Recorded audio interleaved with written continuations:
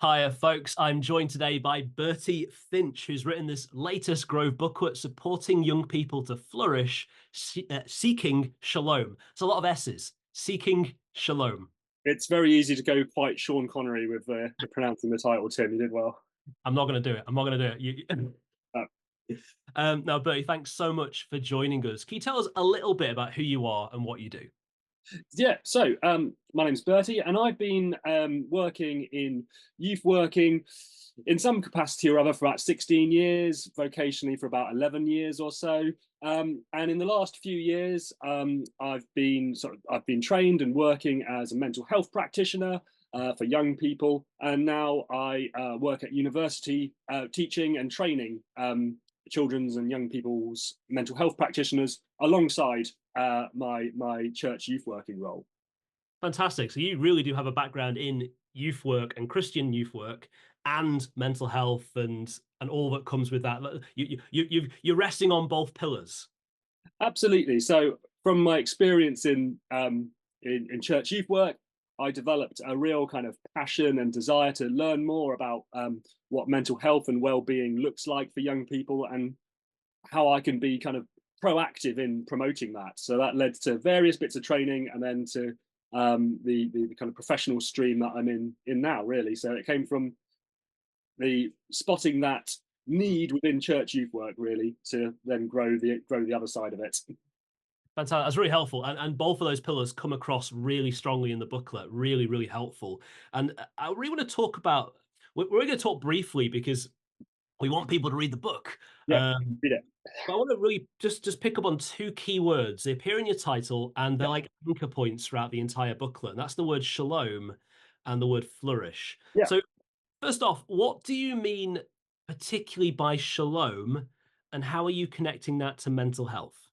Okay. Well, actually, I think we there's probably a great deal of overlap between the two terms, between shalom and flourish, and they largely kind of mean the same thing, really, in a way. So, looking at shalom, so the word that's translated as peace in the from the Hebrew, very easy to consider that to mean an absence of difficulty or an absence of strife. When we kind of unpack it and we look at how it's what it means and how it's used in the Bible, it means a lot more than that. It is about kind of an altogether kind of holistic kind of well-being, but also how that looks in the world. So, what does that look like in your relationships with other people, in your relationship with yourself, with the kind of created world around you? And it's about, so as it were, kind of fulfilling your potential in multiple different areas. So it's not just about the absence of difficulties, but it's more a kind of an outlook or a lens that you kind of look at the world through, which encompasses everything. Flourishing would be the kind of the outworking of that. So how that links to mental health and mental well-being is, I suppose, when we're training young people's mental health practitioners, let's just say we're working to help a young person with anxiety. We're not looking for all their worries, all their fears, all their anxieties to disappear, but how can they function more productively? How can they fulfill what they want to do in the context of having some of these worries? How do they kind of work with it and within it and around it? So it's not the absence, but it's the thriving in the midst of it, really. So I think that's how both those concepts kind of come together and what that looks like in terms of mental health. Yeah, that's really helpful, and especially seeing that idea of shalom as a richer understanding of peace than just an absence of war, an absence of pain, an absence of. That's very helpful. A lot of your language, especially the practical language in here, which is all very useful, is similar in some ways to I think what education theory has been talking about the last couple of decades, particularly resilience and mindfulness. And Christians, especially of mindfulness, we can be a little bit skeptical, a bit suspicious. And I'm wondering just in what ways your concept of shalom and flourishing is similar to what educational theorists are talking about in mindfulness, resilience, those areas, and what ways is it different? Does that make Yeah. sense? Yeah, absolutely. And I've got perhaps a kind of a pet point around the use of the term resilience, particularly in church circles, and what that means. Quite literally, it means the ability to bounce back. It's not about how much stuff can you shoulder before you crumble. It's about the response to those kind of situations. So in terms of resilience, we're looking at some of those concepts we've just discussed about how you kind of bounce back and how you respond to the circumstances around you. In terms of mindfulness, which is kind of can be kind of perceived in an interesting way, I think, by different people. The mindfulness angle, a lot of it is being kind of present in the moment, being aware of what's around you, and also aware of yourself in many ways. So when we're looking at what shalom is in terms of peace with oneself and peace with the created world around you, actually mindfulness gives you the space to actually consider some of these things in a way that otherwise you might just kind of be kind of rattling along in life, being not kind of actively considering, or those thoughts are not actively present in your mind. So I think mindfulness has a place to help kind of stimulate discussion and activity around some of those different elements around shalom. Yeah, it's helpful. And I think you're really grounding the practical aspects of it in something which is very much a biblical concept, very much a biblical pursuit of that true rich sense of peace. So yeah, so you do say quite early on in the book that the final goal of human endeavor is not necessarily happiness. What hedonism would say is we're to pursue happiness as our chief end. hmm.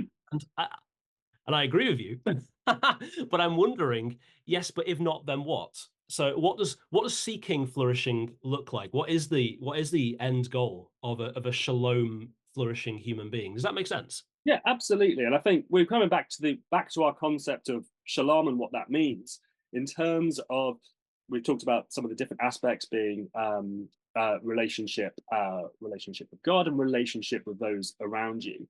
So in some ways, the goal of existence, that's probably quite a grand term to be throwing around, is to fulfill God's purposes for your life. And that might not always be in enjoyable circumstances. Some of the examples we look at in the book there are Paul's examples from his missionary journeys, regularly having a terrible time, but fulfilling God's purposes. In terms of his circumstances and what's happening to him personally, it's pretty grim a lot of the time. But it's not about how happy he is with the circumstances, but fulfilling God's purposes, doing work, relations with others, and generally flourishing in spite of those negative circumstances. So seeking to serve, do God's will, that is perhaps the aim, rather than a succession of enjoyable, easygoing circumstances. Yeah, that's really helpful. Thank you. And I'd like to just to add to that, because you also say towards the end of the booklet that we need to avoid the temptation to characterize young people by their challenges, which I Yeah. thought was insightful. And I was wondering, okay, so how should we characterize them? Yeah, so maybe we shouldn't be characterizing them at all. Maybe that's the key there, Tim. I don't know. So we're back to that. Shalom as a holistic concept.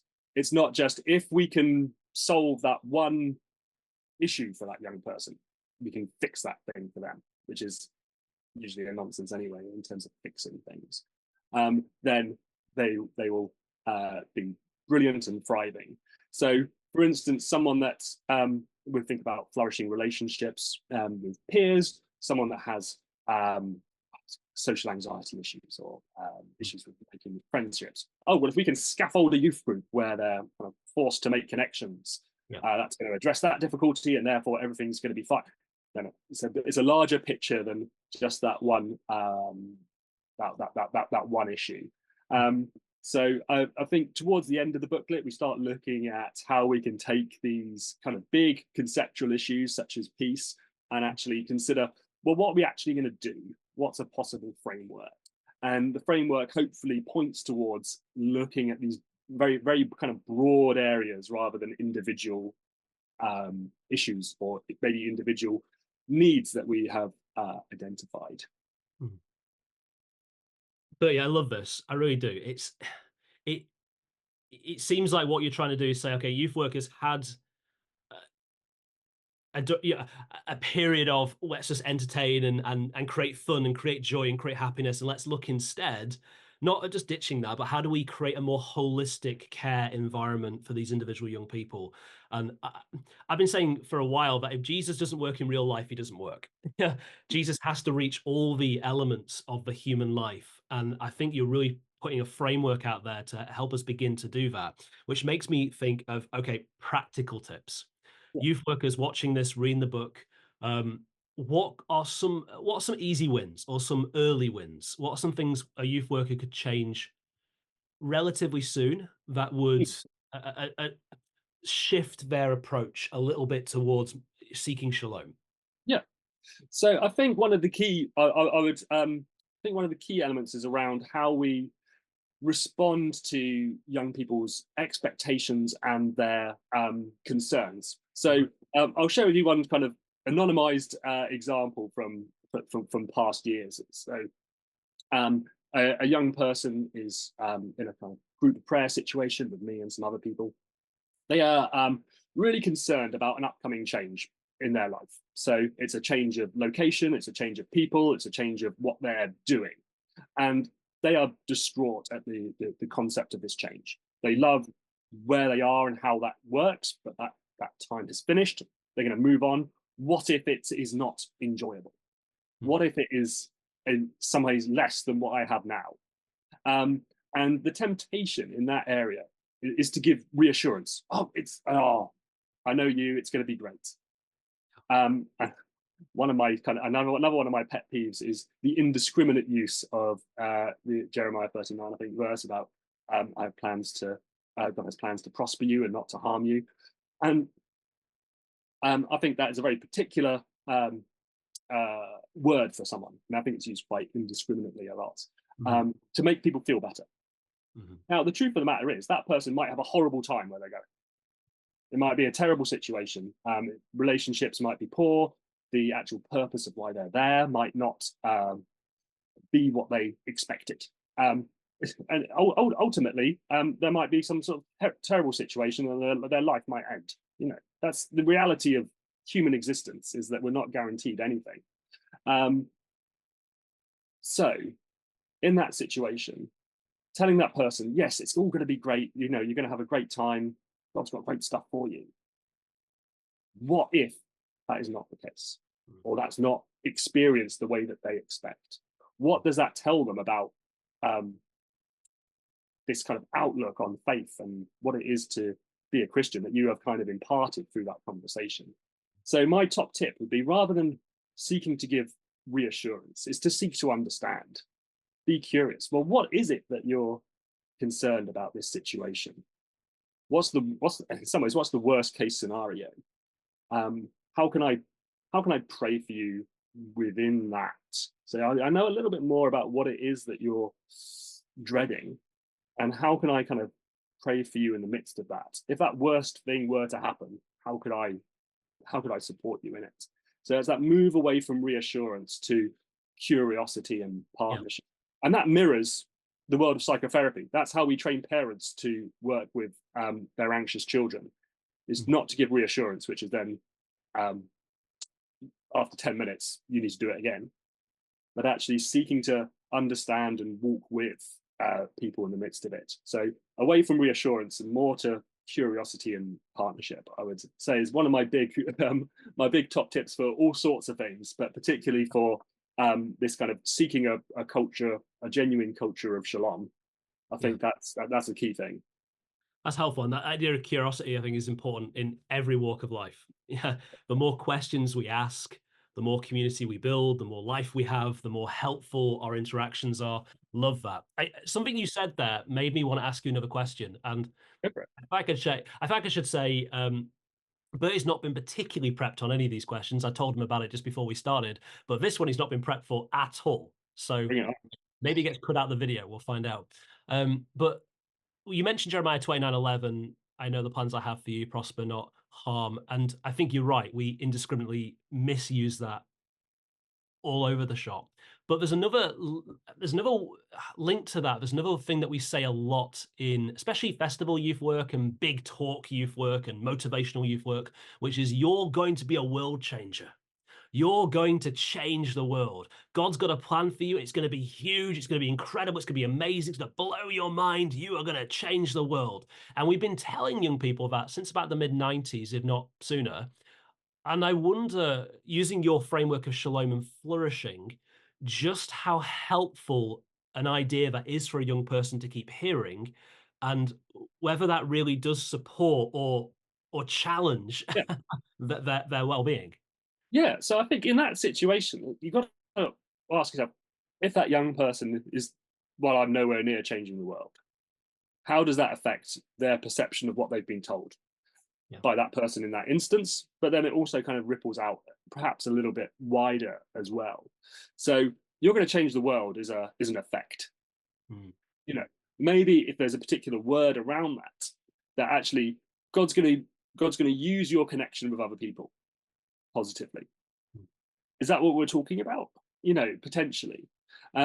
So I'm kind of mindful that myself as a young man, I was prophesied over, you know, the heart of a flaming evangelist, and at the time, and continuing to now, really, I have a number of sort of social anxiety issues. So the kind of flaming evangelist picture was never quite kind of, well, I'm not quite sure this is me. I've come to understand that very differently in recent years about what evangelism can and does look like, really. But for a while, that was colouring my perception of any prophecy that might be received, because I received this one and I don't associate with this at all, because it wasn't about, as it were, the how or the process. It was about the effect, the consequence, and I just wasn't seeing that at the time. So I think in one of the key areas that we promote in the framework is our interactions with young people. What are we actually saying and conveying with the words that we use? And maybe it just needs a little bit more unpacking, as it were. Yeah, no, well done. That's really helpful. I want to ask, is there anything I haven't asked you and should have asked you, or anything that I haven't given you the opportunity to talk about and you'd like to? I think we've covered a great many things. I was keen to drop in that example about the young person and the changing of circumstances, and we covered that. And I think just to underline that bottom issue, that shalom, peace. It's not about the circumstances, but it's about the kind of the outlook and the lens with which you kind of view the world. How we come to that is a kind of there's a how we kind of move towards that is very much the focus of the book. I think this is a conversation kind of starter. I think there's some more work to do down the line as to how we take this and develop with it and run with it in youth ministry. But this is kind of like the kind of the starting pistol, really. Sorry, it's the Olympics at the moment. So.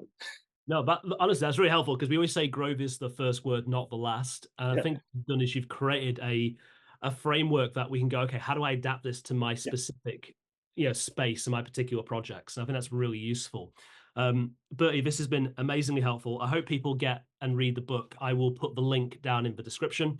And if people don't already know, Grove booklets for a year, £15 delivered. They're brilliant. They're 9,500 words long. That makes them about 28 pages. You can read these. I was about to say, you can read them on a very long bathroom trip, but a nicer way of putting it. You can read it over a coffee, and they're well worth reading. And they're always sort of at the cutting edge of something involving youth work in the UK. So really want to recommend Bertie's book, supporting young people to flourish. Supporting young people to flourish, seeking shalom. There is a lot of S's, a lot of sibilants in that. But it is brilliant and well worth it. So, Bertie, thanks for taking this time. Really, really appreciate it. Thanks for your wisdom. Thanks for your work. And we'll see you again, I'm sure. Brilliant. Well, thank you for having me, Tim. Pleasure to talk all things Shalom with you. Brilliant. Shalom. All the best. And to you, Shalom.